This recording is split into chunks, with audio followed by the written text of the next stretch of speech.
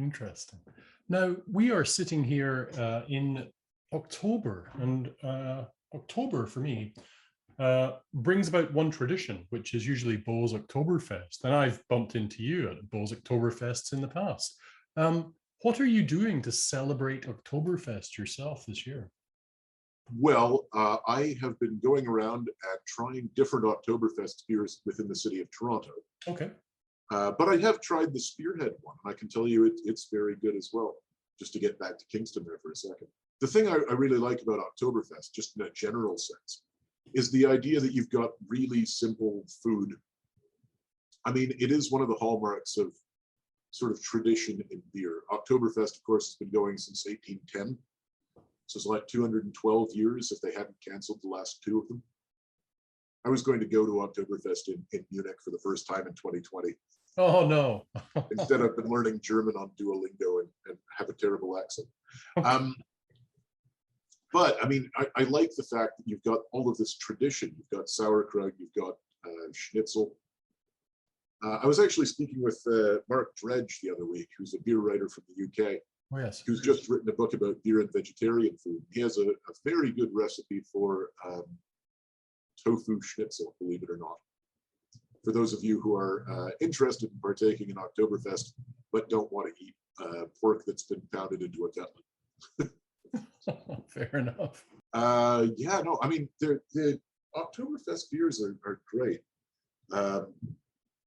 Just for, I mean, the reference point, I guess, at this year is probably Hofbrau's Oktoberfest beer, which is in the LCBO. But some of the more successful Canadian versions, there's Godspeed in Toronto. They're a lager specialty brewery. They're doing Nambe, which is about 5.7%. Oktoberfest beer is supposed to be about 1% higher than the regular lager, you know? My kind of sweet spot right there, you see. Yeah, 6% alcohol. You can decrease the volume a little bit. Yeah. And it gives you a nice warming feeling. It's the amount of alcohol that you need in order to feel comfortable in leather pants. It's, yeah. I was just listening to your podcast, the one you do with Robin LeBlanc, and I was giggling away. Tell me a little bit more about the Oktoberfest Detective and the origins of that. Oh, I had been working at the Canadian National Exhibition. Jed Corbet, who is the brother of Sam from Sawdust City in Gravenhurst. He owns the beer concession for the Midway at the CNE. Okay. And I really like low stakes employment.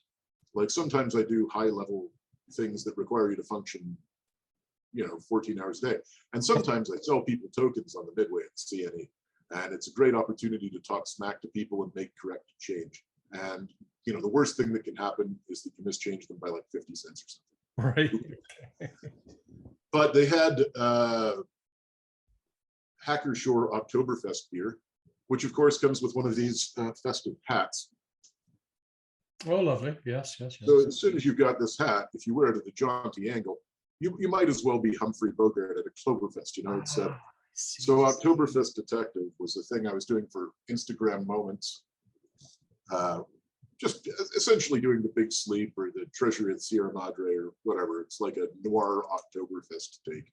No, I was giggling away today. If people would like to hear that podcast, where would they be directed to? Well, it's just about everywhere. We're on iTunes, I think. I don't use Apple products much, so I think iTunes still exists. It has a really snappy title, isn't it? Yeah, it's the Ontario Craft Beer Guide, the podcast. Eventually, we're going to have merchandise, and I'm pretty sure it'll just be called the Ontario Craft Beer Guide, the T-shirt. It's a lot of fun. Now, it would be remiss of me not to mention this bloody pandemic we're still sitting within.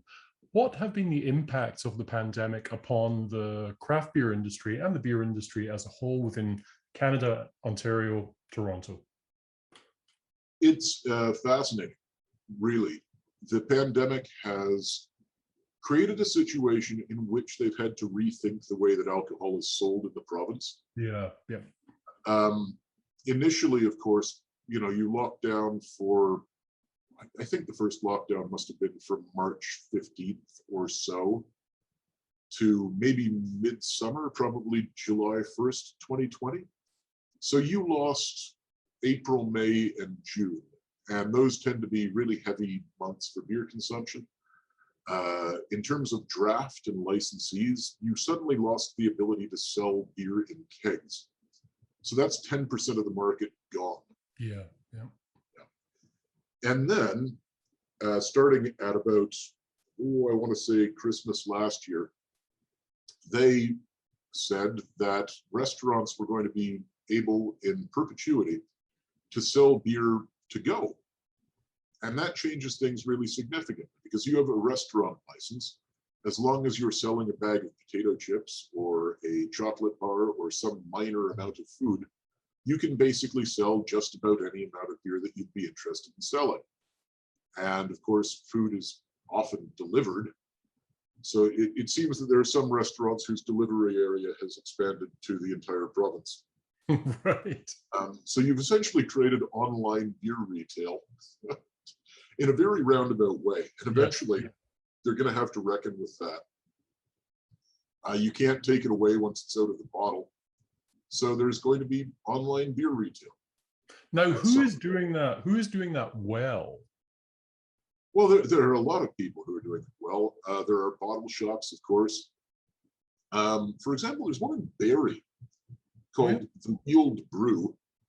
And the great thing about this is if you're a brewery that makes kind of obscure stuff that wouldn't do well in the LCBO, either because it has specialty ingredients and doesn't sit well on a shelf for a long period of time, or whether you just don't have the volume to be in the LCBO, you can sell to a bottle shop and they can make that part of their lineup. Toronto Brewing, for example, which is actually a homebrew store, took over an area on Geary Avenue in Toronto that had a food license and therefore an AGCO or LCBO, what was it? AGCO. AGCO license. And they were able to create a homebrew shop that was also a bottle shop that they have a beer of the month club now. It's really specially curated. You know, you get really good stuff. It's in some ways really positive. In terms of beer volume, I think that we've probably lost some since 2019. But I'm not sure how much it matters. I think that the larger breweries like Molson and Labatt have the ability to weather the storm. And I think that the smaller craft breweries have become truly local endeavors in the sense that people who are in the neighborhood are probably going there to purchase beer directly from them, which is the most profitable way for them to do business. So that's a positive as well. One thing that I am missing throughout the course of this pandemic, I suddenly realized this about a month ago, I haven't had a beer on draft for a year and a half. And I really miss that. But at the same time, I'm in no rush to get into a pub or bar to have that. So I've got a bit of a quandary going on there. It's interesting. I mean, the vaccine passports that they've now instituted, I believe it was September 22nd, they do tend to keep the unvaccinated out. And that's a really positive step forward. I think that in a sensible society, like much of Canada, you do have people still taking precautions, wearing masks, using hand sanitizer to whatever extent that helps. I'm not really sure. It seems to be more of a airborne pathogen kind of a situation upon exhalation. But, you know, people are keeping up with the sort of measures that have been put in place. So while I'm certain that it does increase risk to some extent to go to a pub and sit indoors, and my preference would be to sit, you know, on a patio for the foreseeable future until we have a very low case count indeed. I think that risk is mitigated somewhat. I certainly wouldn't want to be in a situation where people were not taking precautionary measures. But you are starting to see people go out. It's just a question of being stir crazy after a little while. Yeah. If you look at Ontario's pandemic response specifically, all of it, every time they opened up, was essentially as a pressure release valve. There was one, I think, in March of last year that lasted 4 weeks, and it was just because people needed to get out of the house, you know. I still think one of the big failings of the Ontario government and Toronto was basically never to allow the drinking of beer in parks legally. Yeah, it's an interesting problem, isn't it? I think it was actually my councillor here in this ward, Josh Matlow. Yeah. Oh, he was the one who put the proposal up for it, right? Yeah. Yes. Yeah. And, you know, I think a very reasonable choice. Essentially, they came to some kind of compromise eventually where mostly the cops aren't bothering people. I say mostly because obviously, you know, circumstances are going to dictate that to some extent. Yeah. But, you know, I think that they're missing a bit of a trick. They've got farmers markets now where you can sell beer and cider to go.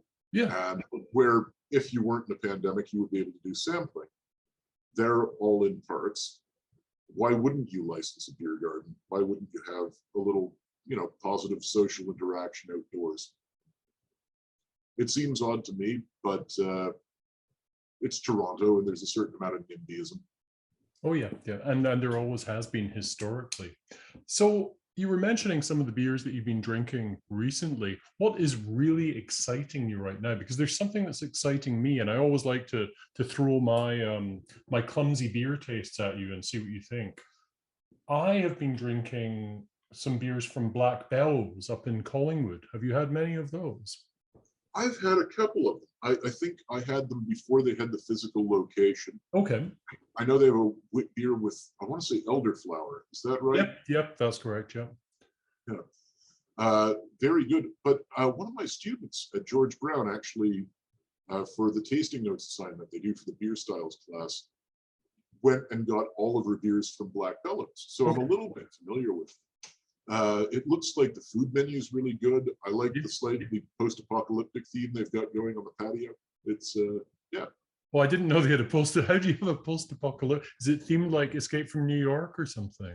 A little bit like that. I think at the time that they had the pandemic patio thing opening, they had some caution tape and stuff like that. Oh, right. Okay. No, it seems like they're doing really well. What are you enjoying from them?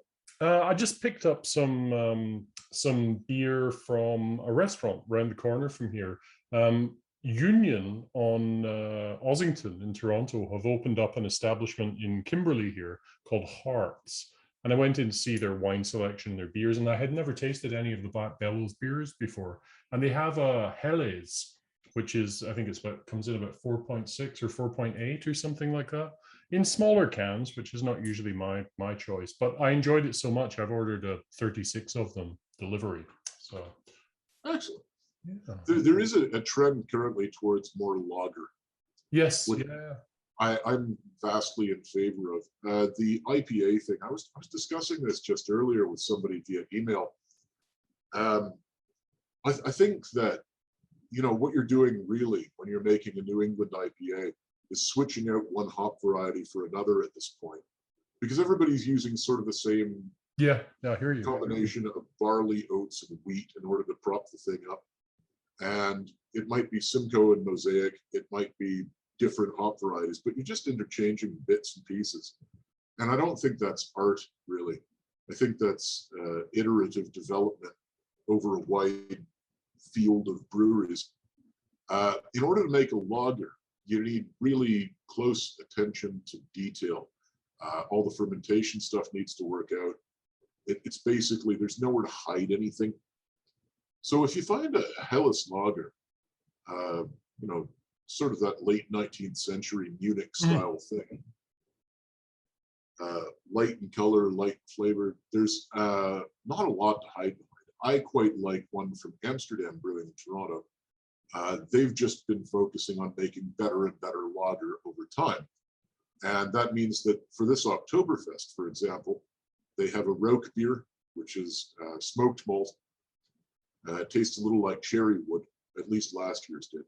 They have a Pilsner called Starke, which is made usually with whole cone Czech hops or whole cone German hops. They've got one called Trellis, which I think is using Strisselspalt. It's very light in texture. It's like a rustic Keller beer kind of thing. And they have a Helles that they've just been working on. I mean, for a brewery like Amsterdam that went from blonde lager and three, they've now got the best-selling IPA in the province, but they're also doing these small batch lagers, just because the brewers really like make the attention to detail and the fact that you can taste every ingredient that's involved. I really like the simplicity of them, and you know, you can see batch to batch variation as well, which is really nice. Well, with that in mind, I think I'm going to have to get onto their website because I'm way behind in the world of beer up here. I've not been following all of these new releases from these breweries that I used to drink a fair deal from, to be fair. Thank you so much for joining us today. I really appreciate your time and your insight into the world of Ontario craft brewing. My pleasure. Thanks very much for having me. Excellent. Take care. Bye for now.